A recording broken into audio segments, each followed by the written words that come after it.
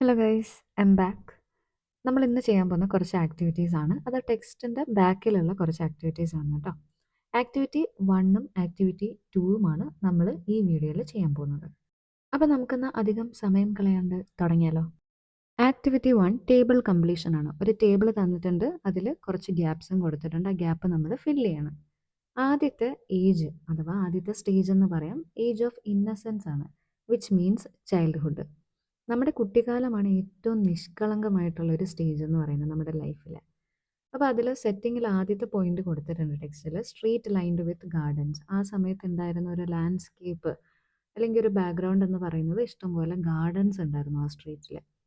രണ്ടാമത് നമുക്ക് എഴുതാൻ പറ്റുന്നത് ക്വയറ്റ് ആൻഡ് പീസ്ഫുൾ ആയിട്ടുള്ളൊരു പ്ലേസ് ആണ്. വളരെ ശാന്തവും സമാധാനമായിട്ടുള്ളൊരു സ്ഥലം തന്നെയായിരുന്നു. മൂന്നാമത് നമുക്ക് സെറ്റിങ്ങിനെ കുറിച്ച് എഴുതാൻ പറ്റുന്ന ഗ്രീൻ ഫീൽഡ്സ് ആൻഡ് ഫെമിലിയർ ആയിട്ടുള്ള സറൗണ്ടിങ്സ്. ഹെന്ന ട്രീസും പാം ട്രീസും ഒക്കെ ഉണ്ടായിരുന്നു. ദെൻ ആറ്റിറ്റ്യൂഡിനെ കുറിച്ച് സംസാരിക്കുകയാണെങ്കിൽ, ആറ്റിറ്റ്യൂഡ് എന്ന് പറയുമ്പോൾ ബിഹേവിയർ എങ്ങനെയായിരുന്നു കൊച്ചിൻ്റെ ഒരു ആറ്റിറ്റ്യൂഡ് ഈ ഒരു സ്റ്റേജിൽ. ഫസ്റ്റ് വണ്ണും സെക്കൻഡ് വണ്ണും ഓൾറെഡി കൊടുത്തിട്ടുണ്ട്. Third one feels scared and unwilling. സ്കൂളിൽ പോകാൻ എന്തെങ്കിലും താല്പര്യം ഉണ്ടായിരുന്ന ആൾക്ക് ഒട്ടും താല്പര്യം ഉണ്ടായില്ല. അതിനെയാണ് അൺവില്ലിങ് എന്ന് പറയുന്നത്. പോകാനുള്ള മടി ഉണ്ടായി. ആൻഡ് ഓൾസോ ഒരു പേടിയും കൂടെ ഉണ്ടായി ഉള്ളിൽ. കാരണം ആൾക്ക് വീടായിരുന്നു കംഫർട്ടബിൾ, സ്കൂളിലേക്ക് പോകാൻ താല്പര്യം ഉണ്ടായില്ല. ആളെന്തോ കുരുത്തക്കേട് കാണിച്ചിട്ട് അച്ഛൻ കൊണ്ടാക്കുകയാണെന്ന് പറയുന്ന ഒരു ആറ്റിറ്റ്യൂഡ്. സോ ഈ third point feels scared and unwilling. ഇതിൽ ഒന്നാമത്തെ രണ്ടാമത്തെയും പോയിന്റ് എന്താ പറയുന്നത്? Considers school as a punishment. സ്കൂളിനെ ഒരു പണിഷ്മെന്റ് ആയിട്ടാണ് നമ്മുടെ ബോയ് തുടക്കത്തിൽ കരുതുന്നത്. രണ്ടാമത്തത് ക്ലിങ്സ് ടു ഫാദേഴ്സ് ഹാൻഡ്. അച്ഛൻ്റെ കൈ പിടിച്ച് നടന്നു പോകുന്ന ഒരു പയ്യനെയാണ് നമുക്ക് ഏജ് ഓഫ് ഇന്നസെൻസിൽ അഥവാ ആദ്യത്തെ ആ കുട്ടിക്കാലത്തിൽ കാണാൻ കഴിയുക. രണ്ടാമത്തെ സ്റ്റേജ് എന്ന് പറയുന്നത് age of growth and learning ആണ്. എന്നുവെച്ചാൽ സ്കൂളിൽ ചെന്നതിന് ശേഷമുള്ളൊരു സ്റ്റേജ്, പഠനത്തിൻ്റെയും വളർച്ചയുടെയും ഒരു സ്റ്റേജാണിത്. ഇതിൽ ആദ്യത്തെ 2 പോയിന്റ് സെറ്റിങ്ങിൽ കൊടുത്തിട്ടുണ്ട്. റിച്ച് വെറൈറ്റി എന്ന് വെച്ചാൽ സ്കൂളിൽ പല വെറൈറ്റി ഓഫ് സാധനങ്ങൾ എക്സ്പീരിയൻസ് ചെയ്തു നമ്മുടെ ബോയ് അഥവാ നമ്മുടെ നറേറ്റർ. പിന്നെ ഗെയിംസ്, ഇഷ്ടം പോലെ ഗെയിംസ്. മൂന്നാമത് നമുക്ക് എഴുതാം ഇൻട്രാക്ഷൻ വിത്ത് പിയേഴ്സ്. പിയേഴ്സ് എന്ന് പറഞ്ഞു കഴിഞ്ഞാൽ സഹപാഠികളാണെന്നാണ് കേട്ടോ അർത്ഥം. ഇനി നമുക്ക് ആറ്റിറ്റ്യൂഡ് എന്ന് പറയുമ്പോഴത്തേക്ക് അതിനോടുള്ളൊരു ബിഹേവിയർ, അതിനെ എങ്ങനെ നോക്കി കാണുന്നത്, സ്കൂൾ ലൈഫിനെ എങ്ങനെയാണ് നോക്കി കണ്ടത്, അല്ലെങ്കിൽ ഈ പറയുന്ന ഏജ് ഓഫ് ഗ്രോത്തിനെയും ലേണിങ്ങിനെ എങ്ങനെയായിരുന്നു നറേറ്റർ നോക്കി കണ്ടിരുന്നത്. ആദ്യത്തെ പോയിന്റ് ഓൾറെഡി കൊടുത്തിട്ടുണ്ട്, makes friends with boys. Boys ആയിട്ടൊരു ഫ്രണ്ട്ഷിപ്പ് ക്രിയേറ്റ് ചെയ്തു. Enjoys activities and learning. അവിടെയുള്ള പല കാര്യങ്ങളും എൻജോയ് ചെയ്ത് തുടങ്ങിയിരുന്നു, ആസ്വദിച്ച് തുടങ്ങിയിരുന്നു, പഠനവും അതോടൊപ്പം ഉണ്ടായിരുന്ന ആക്ടിവിറ്റീസും. മൂന്നാമത്തത് ഏറ്റവും ഇമ്പോർട്ടൻ്റ് ആണ്, begin to adjust and accept school life. ആദ്യമേ സ്കൂളിനെ അക്സെപ്റ്റ് ചെയ്യാനൊരു മടി ഉണ്ടായിരുന്നു. അതായിരുന്നു നമ്മൾ നേരത്തെ പോയിന്റിൽ അൺവില്ലിങ് എന്ന് പറഞ്ഞിരുന്നത്. എന്നാൽ ഇവിടെ അക്സെപ്റ്റൻസ് ഉണ്ട്, ഒരു വില്ലിങ്നെസ് ഉണ്ട് സ്കൂൾ ലൈഫിനെ അക്സെപ്റ്റ് ചെയ്യാനായിട്ടുള്ളത്. അതുപോലെ അഡ്ജസ്റ്റ് ചെയ്യാനും പഠിച്ചു. മൂന്നാമത്തെ സ്റ്റേജാണ് ഏജ് ഓഫ് ഡിപ്പെൻഡൻസ്. എന്ന് വെച്ച് കഴിഞ്ഞാൽ ക്രോസ് ചെയ്യാൻ വേണ്ടി നിൽക്കുമ്പോൾ ഉള്ളൊരു സ്റ്റേജ് അല്ലേ, വയസ്സായ ഓൾഡ് ഏജ്. ഇവിടുത്തെ സെറ്റിങ് ആദ്യത്തെ പോയിന്റ് കൊടുത്തിട്ടുണ്ട്, ഹൈ ബിൽഡിങ്സ് അഥവാ ടോൾ ബിൽഡിങ്സ്, നല്ല ഉയരം കൂടിയ ബിൽഡിങ്സ് ആണ്. രണ്ടാമത് നമുക്ക് പറയാം busy roads and traffic. Busy ആയിട്ടുള്ള റോഡുകളും അതേപോലെ ട്രാഫിക് ജാമും അല്ലേ. മൂന്നാമത്തത് അൺഫെമിലിയർ ആൻഡ് കെയോട്ടിക് ആയിട്ടുള്ള സറൗണ്ടിങ്സ്. ആദ്യത്തെ ഒരു സ്റ്റേജ് ഇല്ലേ ഏജ് ഓഫ് ഇന്നസെൻസിൽ, അതിൽ ഫെമിലിയർ ആയിരുന്നു, തൻ്റെ ചുറ്റുപാടുമുള്ള കാര്യങ്ങൾ ഭയങ്കര പരിചയം ഉള്ള കാര്യങ്ങളായിരുന്നു. എന്നാൽ ഇവിടെ പരിചയമുള്ള കാര്യങ്ങളല്ല കാണുന്നത്. അതാണ് അൺഫെമിലിയർ എന്ന് പറയുന്നത്. കെയോട്ടിക് എന്ന് പറഞ്ഞു കഴിഞ്ഞാൽ ദുരന്തപൂർവമായിട്ടുള്ളൊരു സറൗണ്ടിങ്സ്. കാരണം എന്താ, അതിൻ്റെ ഇടയിൽ ഒരു ഫയർ ആക്സിഡൻറ്റ് നടക്കുന്നു, അതിനെ ഹെൽപ്പ് ചെയ്യാൻ ഫയർ എഞ്ചിൻ വരുന്നു, പക്ഷെ ഫയർ എഞ്ചിൻ എത്തിപ്പെടാൻ പറ്റുന്നില്ല ഈ ട്രാഫിക് കാരണം. അതേപോലെ ഒരു ടാക്സി ഡ്രൈവർ ഒരു പാസഞ്ചറായിട്ട് തല്ലുകൂടുന്നുണ്ട്, അയാളുടെ വൈഫ് ഹെൽപ്പിന് വേണ്ടിയിട്ട് ഷൗട്ട് ചെയ്യുന്നുണ്ട്. എന്നാൽ ഇതാരെങ്കിലും നോക്കുന്നുണ്ട്? ആരും മൈൻഡ് ചെയ്യുന്ന പോലെയില്ല. ഇതിനെയാണ് ഒരു ദുരന്തപൂർണമായിട്ടുള്ളൊരു സിറ്റുവേഷൻ അഥവാ സറൗണ്ടിങ്സ് എന്ന് പറയുന്നത്. ആറ്റിറ്റ്യൂഡ്, ഈ സമയത്തുണ്ടായിരുന്ന ഒരു ഒരു ഒരു മനോഭാവം എങ്ങനെയായിരുന്നു, അതാണ് എൻ്റെ പക്ക മലയാളം വാക്ക്, മനോഭാവം. ഫീൽസ് ഡിസ്റ്റർബ്ഡ്, ഭയങ്കര ഡിസ്റ്റർബ്ഡ് ആയിരുന്നു, ഫ്രസ്ട്രേറ്റഡ് ആയിരുന്നു. എക്സ്പീരിയൻസസ് ഫിയർ ആൻഡ് ഏലിയനേഷൻ, ഒരു കൈൻഡ് ഓഫ് പേടി. ഇത് തുടക്കത്തിലെ സ്റ്റേജിലും ഉണ്ടായിരുന്നു, സ്കെയർഡ് ആയിരുന്നു അല്ലേ സ്കൂളിൽ പോകുമ്പോഴത്തേക്ക്. ആൻഡ് അതേപോലെ ഇവിടെയും ആ പേടി തിരികെ വന്നു. ആൻഡ് ഏലിയനേഷൻ എന്ന് പറയുമ്പോൾ ഒരു ഒറ്റപ്പെടൽ.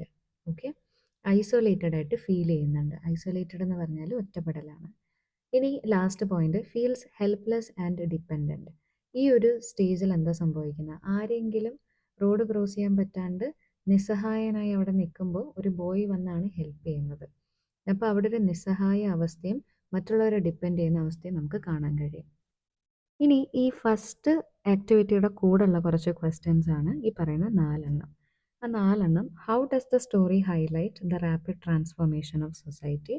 സൊസൈറ്റിയുടെ വരുന്ന മാറ്റങ്ങൾ എങ്ങനെയാണ് സ്റ്റോറി ഹൈലൈറ്റ് ചെയ്തിരിക്കുന്നത്, കാണിച്ചിരിക്കുന്നത്? രണ്ടാമത്തെ how does the story portray the passage of time? കാലം പോയി പോകുന്നതിനെ കുറിച്ചിട്ട് എങ്ങനെയാണ് സ്റ്റോറി കാണിച്ചിരിക്കുന്നത്? What is the significance of the title half a day? Half a day എന്ന് പറയുന്ന ടൈറ്റിലിൻ്റെ ഇമ്പോർട്ടൻസ് എന്താണെന്ന്? What change occurs in the attitude of the central character? നമ്മുടെ സെൻട്രൽ ക്യാരക്ടർ ആരാ? നറേറ്ററിൻ്റെ സ്വഭാവത്തിൽ വന്ന ചേഞ്ചസ് എന്തൊക്കെയാണെന്നാണ് ചോദിച്ചിരിക്കുന്നത്. ഈ ക്വസ്റ്റ്യൻസ് എല്ലാം കൂട്ടിണക്കിയിട്ട് നമ്മളൊരൊറ്റ പാരഗ്രാഫായിട്ട് ഇതിനെ ആൻസർ ചെയ്യുന്നതായിരിക്കും കേട്ടോ. നിങ്ങൾക്കിത് ക്ലാസ്സിൽ നിങ്ങളുടെ കൂട്ടുകാരുടെ മുമ്പിൽ നറേറ്റ് ചെയ്ത് കാണിക്കണമെന്നാണ് പറഞ്ഞിരിക്കുന്നത്. എന്ന് വെച്ച് കഴിഞ്ഞാൽ ഒരു കഥ പറയുന്നത് പോലെ പറഞ്ഞു കൊടുക്കണം. അപ്പോൾ നമുക്ക് നോക്കിയാലോ ആ paragraph? Yes. The story half a day shows how fast society changes. എത്ര പെട്ടെന്നാണ് ഒരു സമൂഹം മാറുന്നത് എന്ന് നമുക്ക് ഈ കഥ കാണിച്ചു തരുന്നു. In the beginning the boy walks with his father on a street with gardens. തുടക്കത്തിൽ നമ്മുടെ ബോയ് അച്ഛനുമായിട്ട് സ്ട്രീറ്റിലൂടെ നടക്കുകയാണ്. ആ സ്ട്രീറ്റിൻ്റെ സ്പെഷ്യാലിറ്റി പറയുന്നുണ്ട്. ആ സ്ട്രീറ്റിൽ എന്തുണ്ട്? ഗാർഡൻസ് ഉണ്ട്, പൂന്തോട്ടം ഉണ്ട്. But later the same place is full of tall buildings, cars and crowds. പക്ഷെ പിന്നീട് അതേ സ്ട്രീറ്റ് തന്നെ ഉയരം കൂടിയ ബിൽഡിങ്സിനാലും കാർസിനാലും ജനക്കൂട്ടത്തിനാലും നിറഞ്ഞു നിൽക്കുന്നതും കാണിക്കുന്നുണ്ട്. This shows how quickly the world around us can change. ഇത് കാണിച്ചു തരുന്നത് നമ്മുടെ ചുറ്റിനുമുള്ള ലോകം എത്ര പെട്ടെന്ന് മാറാമെന്നുള്ളതാണ്. The story also shows how time passes. കാലവും എത്ര പെട്ടെന്ന് കടന്നു പോകുമെന്നും നമുക്ക് കാണിച്ചു തരുന്നു. What seems like just one school day is actually the narrator's whole life. നമുക്കൊരു സ്കൂൾ ഡേ ആയിട്ട് കാണിച്ചു തന്നത് ശരിക്കും നറേറ്ററിൻ്റെ മുഴുവൻ ജീവിതം തന്നെയാണ്. He starts as a young boy and ends as an old man in one day, all in one day.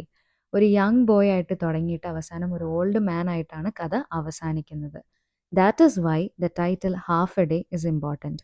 അതുകൊണ്ടാണ് ഈ ടൈറ്റിലിന് അത്രയും ഇമ്പോർട്ടൻസ് ഉള്ളത്. As it shows that life feels very short. കാരണം ലൈഫ് എന്ന് പറയുന്നത് ഭയങ്കര ചെറുതാണ്. The narrator's attitude also changes during the story.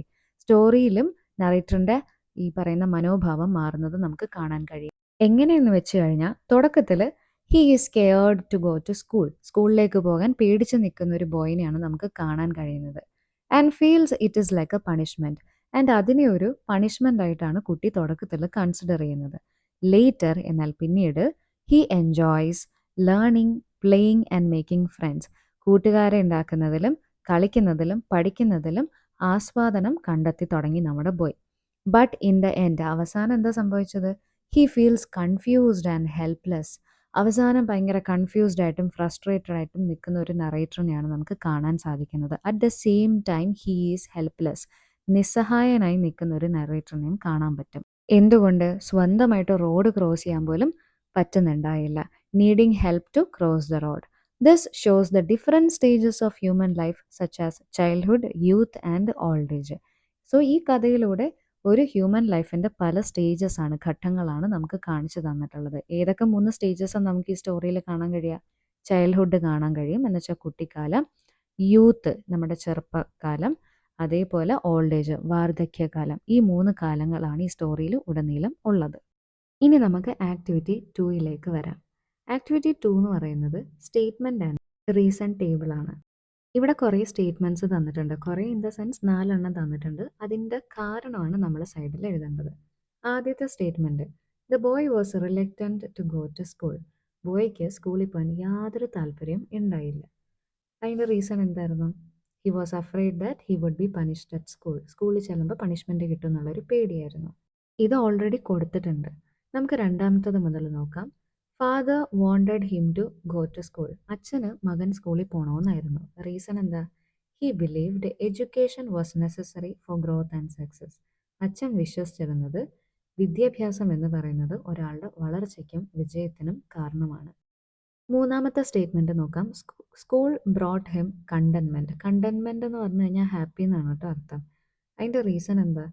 School അവന് സന്തോഷം കൊണ്ടു തന്നു. Reason he made friends, played games and enjoyed learning. അവൻ പയ്യെ പയ്യെ കൂട്ടുകാരെ ഉണ്ടാക്കി, അതേപോലെ ഗെയിംസ് കളിച്ചു, പിന്നെ ലേണിംഗ് പ്രോസസ്സും ആസ്വദിച്ചു തുടങ്ങി. നാലാമത്തെ statement school was not as sweet as he thought. School എന്ന് പറയുന്നത് അവൻ വിചാരിച്ചതുപോലെ അത്ര മധുരമുള്ളതായിരുന്നില്ല. അതിൻ്റെ reason he realised life brought responsibilities and challenges. സ്കൂളിൽ നിന്നാണ് മനസ്സിലാക്കുന്നത് ലൈഫ് എന്ന് പറയുമ്പോഴത്തേക്ക് കുറച്ച് ഉത്തരവാദിത്വവും കുറച്ച് വെല്ലുവിളികളും ഒക്കെ ചേർന്നൊരു കാര്യമാണ്. അല്ലാതെ ഗെയിംസും ഈ പറയുന്ന പോലെ സന്തോഷവും മാത്രമല്ല, കുറച്ച് വെല്ലുവിളികളും സന്തോഷവും സങ്കടവും റെസ്പോൺസിബിലിറ്റീസ് എല്ലാം ചേരുന്നതാണ് ലൈഫ് എന്ന് പറയുന്നത്. ഇന്നത്തെ വീഡിയോ നിങ്ങൾക്ക് എല്ലാവർക്കും ഹെൽപ്ഫുൾ ആയെന്ന് ഞാൻ വിശ്വസിക്കുന്നു. നമുക്ക് അടുത്ത ആക്ടിവിറ്റി ആയിട്ട് അടുത്ത വീഡിയോയിൽ കാണാം. അതേപോലെ വീഡിയോ ഇഷ്ടപ്പെട്ട ലൈക്ക് ചെയ്യാനും ഷെയർ ചെയ്യാനും സബ്സ്ക്രൈബ് ചെയ്യാനും മറക്കരുത് കേട്ടോ. And also please do comment.